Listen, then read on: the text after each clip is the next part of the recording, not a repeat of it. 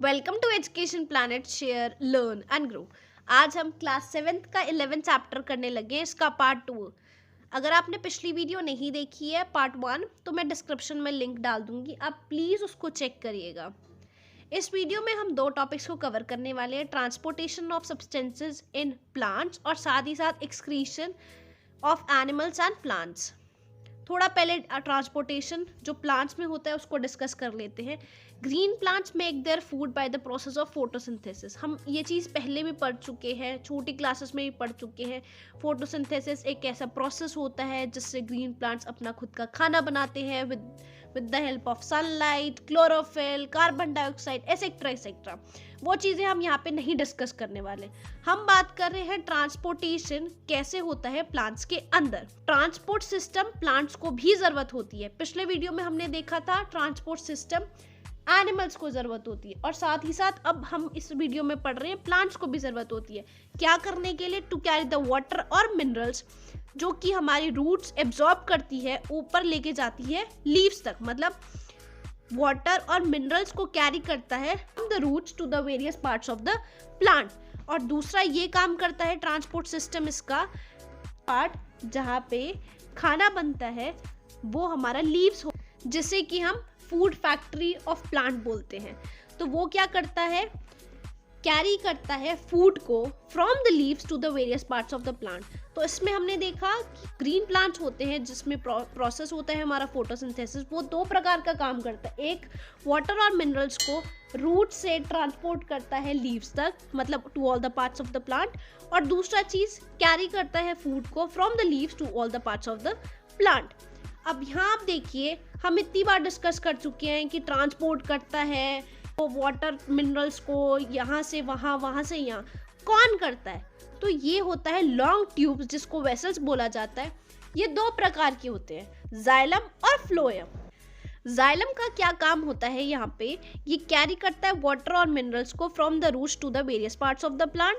और फ्लोएम का क्या काम होता है? कैरी करता है फूड को from the leaves to the various parts of the plant. यहाँ पे भी हमने यही चीज़ पढ़ी है, ये वाला काम हमारा जाइलम करता है और ये वाला काम हमारा फ्लोएम करता है। सेम चीज़ है यहाँ पे। अब यहाँ पे एक और वर्ड है जिसे बोलते हैं ट्रांसलोकेशन। अब ये क्या काम करता है? जो हमारा फ्लोएम वाला काम है, फ्लोएम वाला काम है खाने को from the leaves to the various parts of the plant, इसको ट्रांसलोकेशन बोला जाता है। The movement of food materials from the leaves to all the parts of the plant. ये ट्रांसपोर्ट करता है फूड को from the leaves to the various parts of the plant, इसको बोला जाता है ट्रांसलोकेशन। ये काम फ्लोएम करता है, मतलब ऐसी वेसल जो कि प्लांट में होती है। अब एक्सक्रीशन के बारे में थोड़ा सा डिस्कस करते हैं। एक्सक्रीशन का मतलब होता क्या है? रिमूवल ऑफ वेस्ट मटीरियल, जो कि हर एक लिविंग बीइंग्स प्रोड्यूस करता है in their body, in their cells, उसको एक्सक्रीशन बोला जाता है। मतलब जो भी हमारी गंदगी है, जो भी हमारा वेस्ट प्रोडक्ट है, वो हमारी बॉडी से बाहर निकल रहा है, रिमूव करना है उसको, तो उसको एक्सक्रीशन बोला जाता है। एक्सक्रीशन के प्रोसेस में कुछ चीज़ें इन्वॉल्व होती है, कुछ ऑर्गन्स इन्वॉल्व होते हैं, जैसे कि लंग्स, किडनी और स्वेट ग्लैंड्स। अब किडनीज के बारे में थोड़ा सा समझते हैं। Kidneys is a pair of bean shaped structure. ये पेयर होता है, मतलब दो किडनीज होती है हर किसी ह्यूमन बीइंग के, और ये बीन शेप्ड की होती है, जैसे कि आप पिक्चर में देख सकते हैं राजमा की शेप की होती है, और ये लोकेटेड होती है एब्डोमेन में। इसमें सेवरल यूनिट्स होते हैं बहुत छोटे छोटे, जिसको नेफ्रन बोला जाता है। और नेफ्रन क्या काम करता है? टू फिल्टर द ब्लड, खून को साफ करने का काम करता है। नेक्स्ट है हमारा यूरेटर। ये क्या होता है? ये पेयर ऑफ ट्यूब्स होता है जो कि अराइज होती है किडनी से, मतलब किडनी से ये कनेक्टेड होती है। ये पेयर होता है, मतलब ये भी दो ट्यूब्स होती है। ये इसका काम क्या होता है? ये यूरिन को लाता है नीचे टू द यूरिनरी ब्लैडर। इसका काम ये होता है कि यूरिन को ये नीचे की तरफ पुश करता है यूरिनरी ब्लैडर में। अब बात करते हैं यूरिनरी ब्लैडर, जो कि हमने यहाँ पे पिछली पिक्चर में देखा था, ये वाली चीज़। अब ये क्या होता है? ये एक सिंगल सैक लाइक स्ट्रक्चर होता है, एक बोरा होता है, एक बैग होता है, जहाँ पे यूरिन जो है वो स्टोर किया जाता है।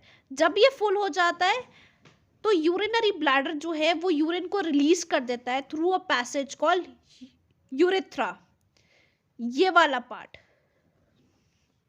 अगर इन केस किसी की किडनी नहीं काम कर रही है, डैमेज्ड किडनी है, तो जैसे कि हमने डिस्कस किया था, किडनी खून को साफ करने का काम करती है, फिल्टर करने का काम करती है। इन केस अगर किसी की किडनी डैमेज्ड है तो उसमें क्या होता है, उसमें एक प्रोसीजर होता है जिससे कि ब्लड को साफ किया जाता है। क्योंकि अगर किसी की किडनी नहीं चल रही है या डैमेज्ड किडनी है तो जो भी वेस्ट प्रोडक्ट्स है वो कहीं ना कहीं ब्लड में जाके मिल जाते हैं।